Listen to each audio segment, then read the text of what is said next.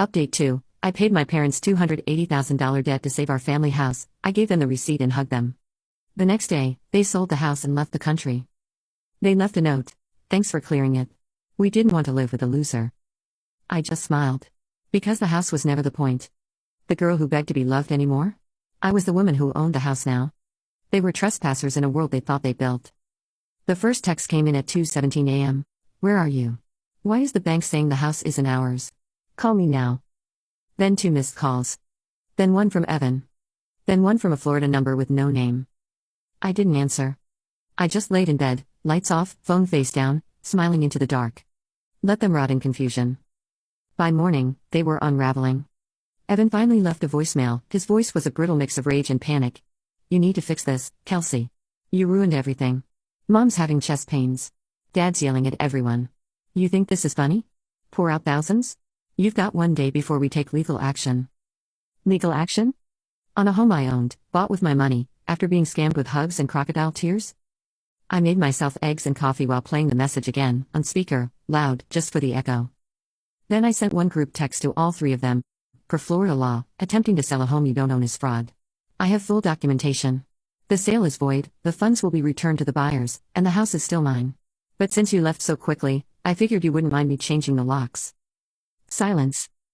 3 hours passed. Then another voicemail. This time, it was Mom. She was crying again, but it was different now. This wasn't a please save us cry. This was the sound of pride collapsing. Sweetie, we made a mistake. We were just trying to start over. We didn't think you'd take it this far. Your dad didn't mean what he wrote in the letter, he panicked. Can we talk?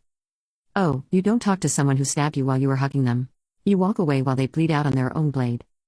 Instead, I called the HOA and reported unauthorized listing activity. I updated the city records to flag the property under dispute, just in case they tried something again. I didn't want revenge. I wanted consequences. So I started crafting the next step, not out of hatred, but out of a cold, calm clarity. Because when your own family weaponizes your love, you stop being their daughter.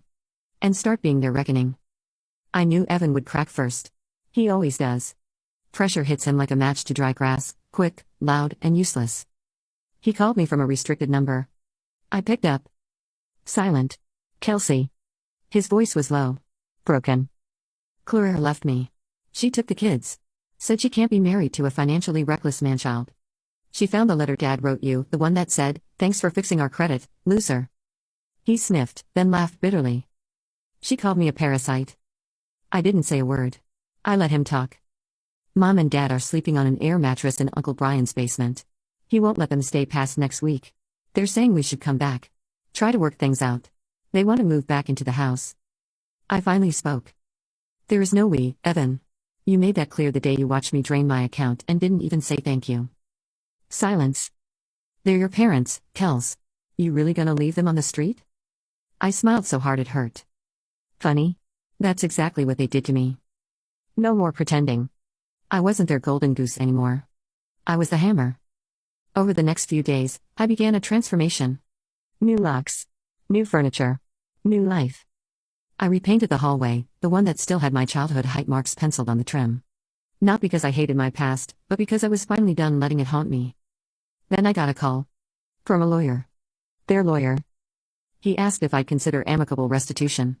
A family-centered resolution. I asked one question. Did they tell you they left me homeless 5 years ago, when I needed a place to stay? Said Evan needed his privacy more than I needed a roof? He paused. No, Ms. Monroe. They didn't mention that. I hung up. I didn't need justice from a court. I had something better. Control. Peace. They could chase papers all they wanted. But the foundation was mine. The mortgage? In my name. And their fake Florida fantasy had already turned to dust in their hands. I didn't burn bridges. I just stopped building ones where they only ever walked over me. The day the moving truck came, to my house, not theirs, I stood in the driveway barefoot, in leggings and a hoodie, sipping iced coffee like it was a sacred ritual. The neighbors waved.